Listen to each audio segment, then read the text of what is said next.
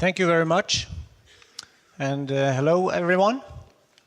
It's wonderful to be here in very nice surroundings in Garmisch, and I'm going to talk you through the story of what is currently the world's tallest timber building. It's in Bergen, Norway, and I'm also going to reveal some learnings that we have from the construction and from the process. So this started in 2010. One of Norway's largest housing associations is called BOB. They proclaim they want to build the world's tallest timber building. That was their vision and their goal. So in order to achieve that, they put together a group consisting of Sweco as engineers, architects for architecture, Moelven for the glulam and CLT structures, and the Estonian company Kudumaya for prefabricated building modules. The company that I represent is called Sweco. It's currently one of Europe's leading companies and largest companies when it comes to engineering and environmental technology, with 14,500 employees in 15 countries. But the timber engineering department that I run in Lillehammer, Norway, only has 7 people.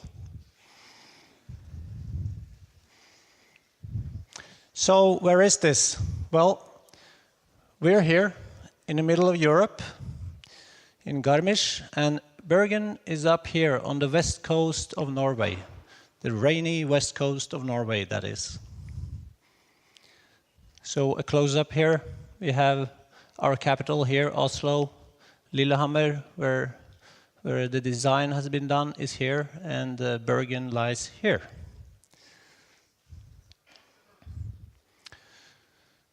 So an aerial view of the area before the building was installed and constructed. It's like this. This was the plot. It's just next to a fjord and a very big highway bridge crossing the fjord. So this was the architect's rendering from before the project started. Now the construction is finished. There's just some finalizing works being done these days, and on the 11th of December, people start to move in. There are 62 apartments for sale in this building. Almost all apartments are now sold, and we're talking about close to 6,000 square meters. We have a website which you can find simply by Googling Sweco plus webcam. You will find videos from the construction there and also a live webcam still. So how did we come up with the idea? Well, the inspiration was actually from timber bridges. We have done more than 100 timber bridges in Norway. And our experience from those projects was very important for us. We wanted to use that experience to build high-rise buildings. So we're talking glulam with slotted-in steel plates and dowels.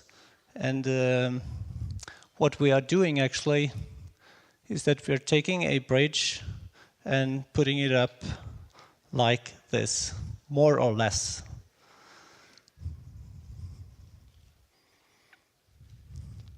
So I'm going to give you some facts about the building. It's 52.8 meters tall. That's from the bottom here to the top. But according to the international definition given by the Council on Tall Buildings and Urban Habitat, you have to measure from the main entrance area to the top of the building. That would be from here to the top of the elevator shaft up here. That is 49.4 meters. The building has 550 cubes of glulam, 385 cubic meters of CLT, which, by the way, is produced here in Germany by Merck and transported to Norway. The foundations is all concrete, and it's piled down to the bedrock. And we do have some quite cool tension anchorages here in these diagonals where we're holding and tying the building down. And everything is drawn using Revit and a building information model. So from the previous speakers, you have learned that prefabrication is getting more and more the thing. And we believe in prefabrication and wanted to use as many prefabricated elements in this building as possible. That's maybe the main reason why we wanted to settle for these prefabricated building modules. We save time by doing it this way. This is from a different project where we're lifting in the prefab modules very quickly.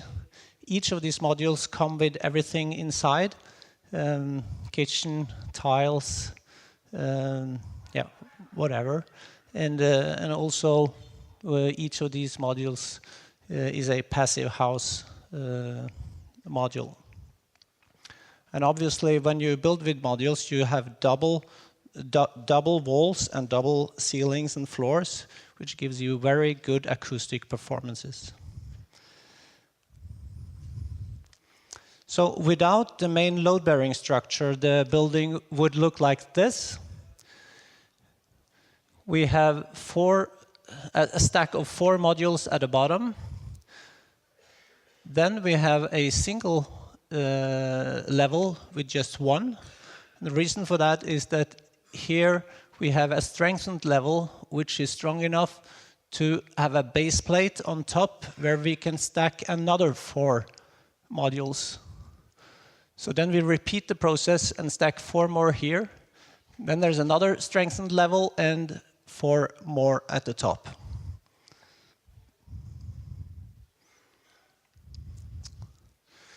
This is all calculated using an advanced software called Robot, and the glue laminated timber is carrying all vertical and horizontal load in this building. We have a maximum horizontal deflection at the top of about 7 centimeters. And you can't see it from the model, but from the structural model, but we have a CLT staircase here for the elevator and the main stairs, which is 15 stories high. I'll show you some pictures of that soon. But those CLT elements are not structurally connected to the main load-bearing system. They're just dancing along with the movements of the main structure. So this, combined with the previous picture, gives you the total building. This picture shows you, this was taken just a few weeks ago. The elevator was installed at that time, and it was at the 15th story, level 15, which is the roof terrace, by the way. But we do have concrete in this building, and we have it because we need it for weight, to weigh down the building, and that's to obtain the right behavior when there is strong wind, so that the building doesn't sway too much. So at 3 levels, we have these concrete plates. They, in addition to be heavy, the concrete also adds as a foundation for the stacking of modules on top. And they also act as a temporary roof during construction. But they're not a part of the main load-bearing system. Those very large glue lamps that are being used here, we're talking about cross-sections like this. They consist of glue laminated beams that are glued together into one large section. So a typical column would be maybe 17 meters long and 500 by 500 millimeters in the cross section. Typical diagonal would be about 400 by 400.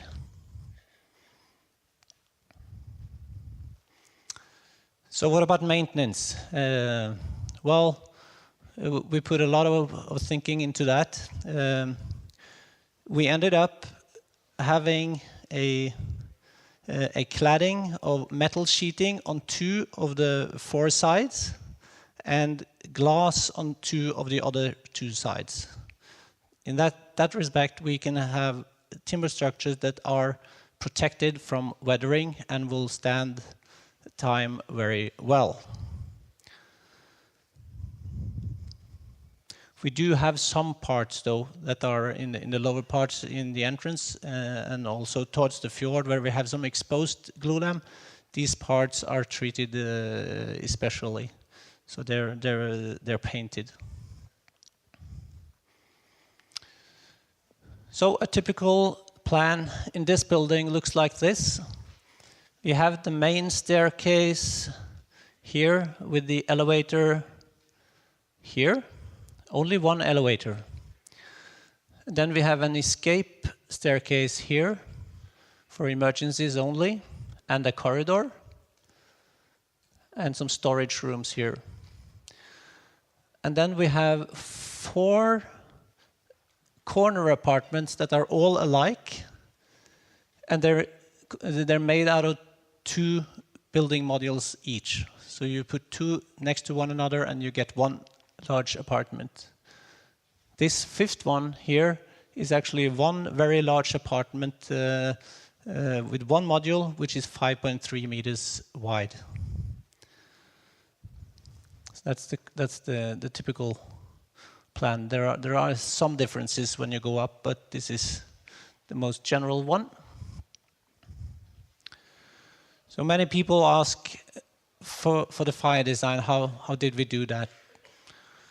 Well, as in most countries, I guess, you cannot build that tall with timber. You need to prove that that you have a good solution and that you have your documentation all right. And that is what we did, and that required a lot of talking, a lot of convincing with the authorities in Bergen and also national authorities.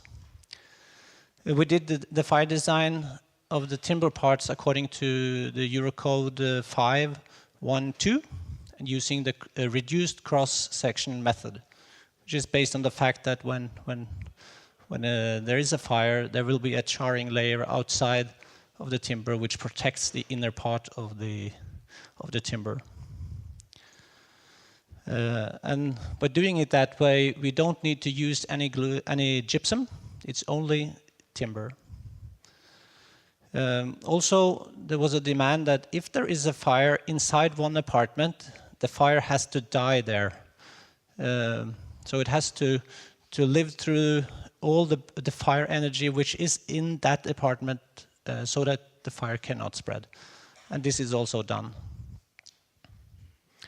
And also when we have a glulam structure where we have the slotted in steel plates, these connections are hidden inside the timber, well protected, and can endure 90 minutes of fire.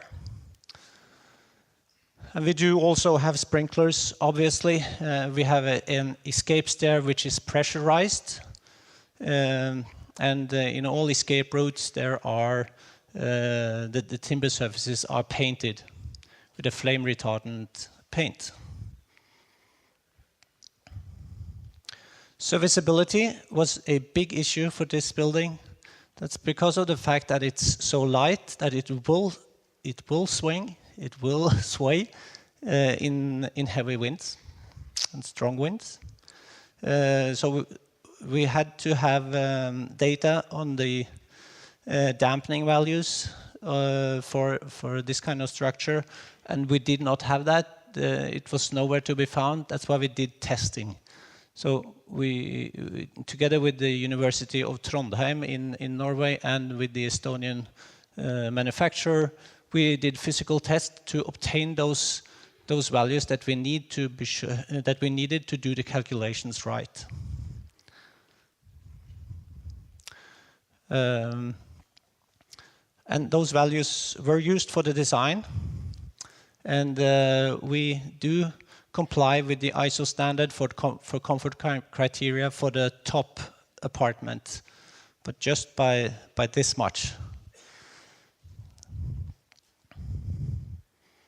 And what is also interesting is that we will monitor the building and the movements of the building, and we will also share those findings from that monitoring in future conferences and such.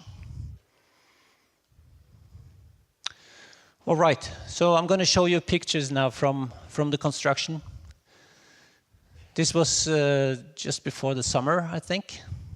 Here we have one block installed, and we're halfway with block number 2.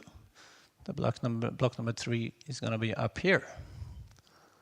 So as you can see, there is a glue laminated timber structure, a truss, which is the main load bearing.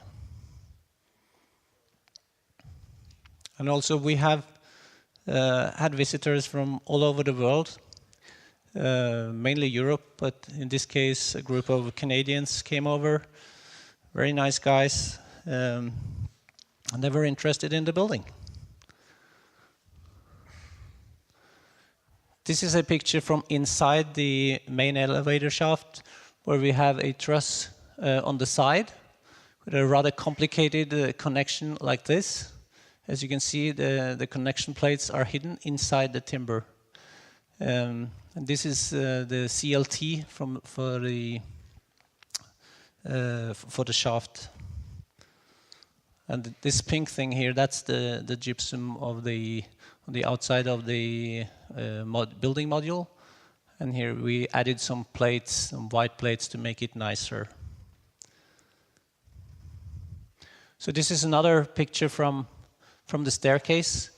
This is a CLT staircase where we have these triangular shaped steps that are glued onto a CLT plate. Very simple design, but it works well.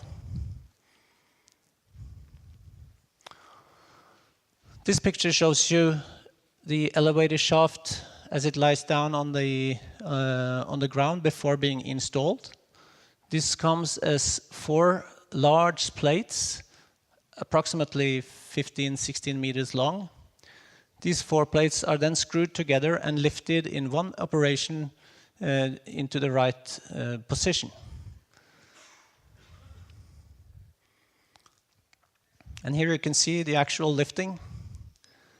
This only took 15 minutes from we had it on ground until we had lowered it into the exact place where it was supposed to be inside here. And we had at the top, we had a maximum deviation of those elements of only 3 millimeters. Imagine that. We're talking 50 meters up, and there's only a 3 millimeter deviation at the top. That's nothing. All the apartments, almost all the apartments, I must say, have balconies. Balconies look like this. Here we also have CLT floors, and you can see the glass here as well, and also timber structures that people really can touch and get to know well. Yep, that's another picture from the staircase. We have the elevator here, a glulam column supporting the floor, and those flights are made of CLT. After painting, it looks like this, because we had to paint those timber surfaces according to the fire strategy and the fire plan. So this white color here is a paint which keeps the flames away. So this picture was taken 2 weeks ago. It's just outside the main entrance. The building is, as you can see, finished. And this, by the way, is a bridge connecting a roof terrace up here to the other side. And it's transparent because you can watch down as you walk across. And I can tell you that's a big thrill.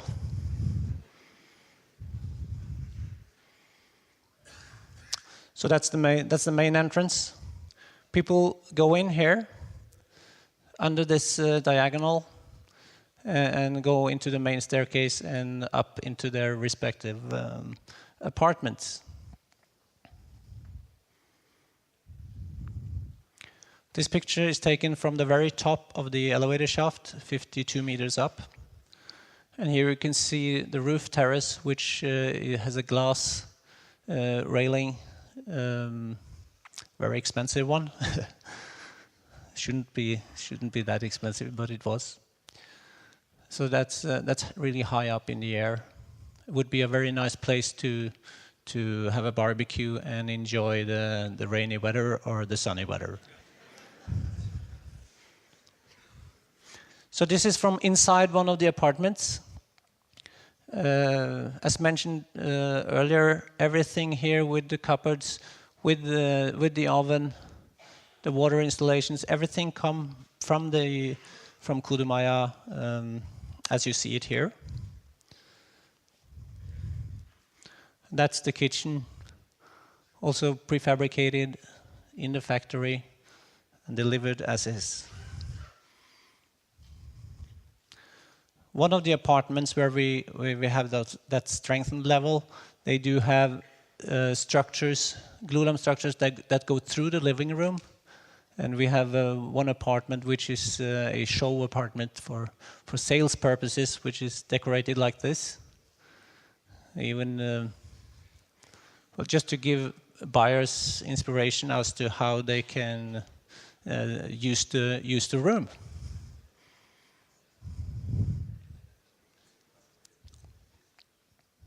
So how was this possible? Well, we had a client who had a vision, who wanted to take some risk, not kill himself, but take enough risk to make this a reality.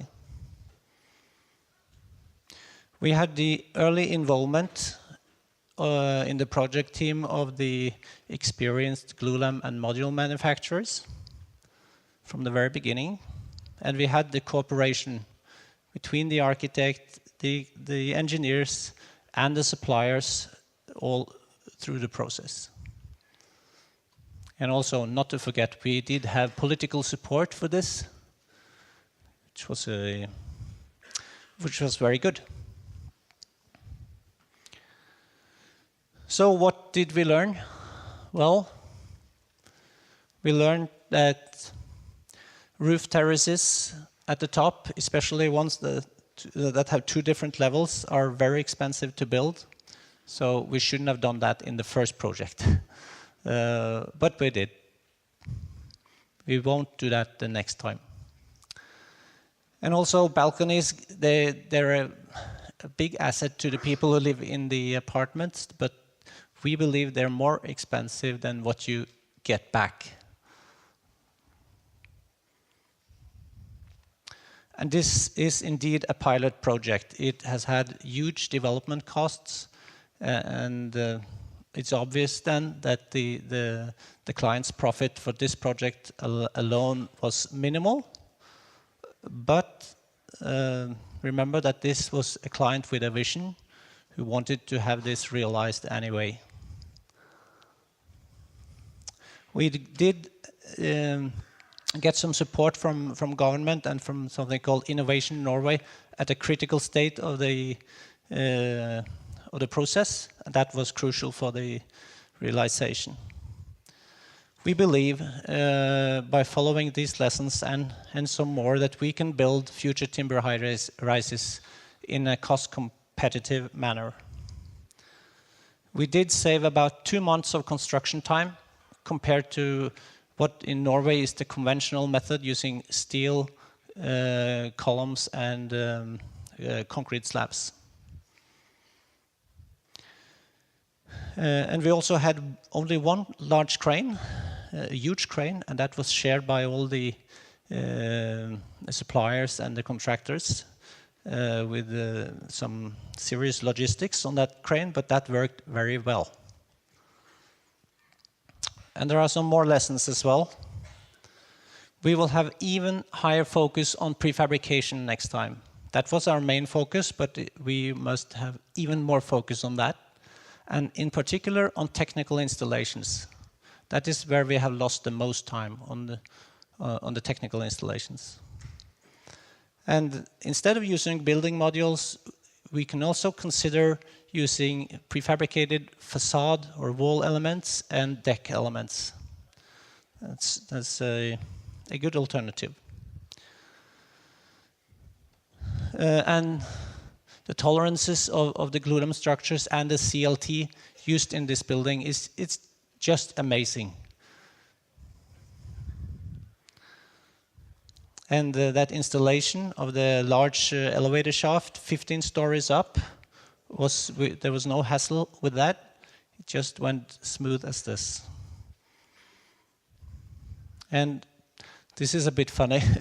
It's not to be rude to concrete industry, but the highest deviation and discrepancy that we had in this building was actually for those prefabricated concrete elements, because they were 2 centimeters too high or too thick or too narrow in certain areas, and that caused us some problems. They were not cast precisely enough. And we did not have very much problem with diverting water during building process. But if we had those staircases outside of the main building shell, that would have helped a lot. But still, diverting the water during the installation went well. So now I'm going to show a 2-minute video showing a time lapse over the whole construction time, which is 1 year, from last October, November until this October, November. So let's hope this works.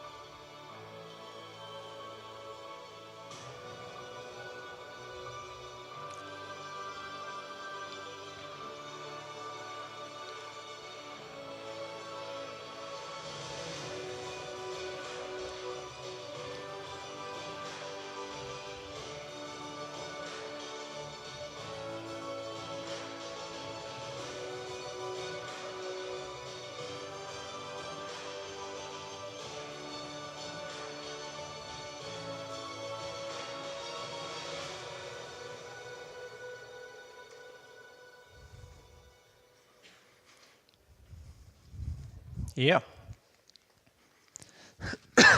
Sorry. At the moment, we're working on a spin-off project of that building in Bergen. This is what we believe will be the next tall timber building in Norway. It's a 17-story building in Brumunddal. It's about 2 hours drive north of Oslo. I can't tell you too much about that project right now because it's very early stages, but as you understand, there is a belief in Norway that we can and want to build tall timber buildings. So I'm going to end by giving you some conclusive remarks. We do believe that timber high-rise buildings are good answers to sustainable building in urban areas, as in Bergen. And using the building system I have shown you now, we can build lower and higher. Would have been no stress for us to build a 20-story building. We would only have needed a bigger base. And if we were given a new chance, we would build this building again. So, thank you very much. Vielen Dank für Ihre Aufmerksamkeit.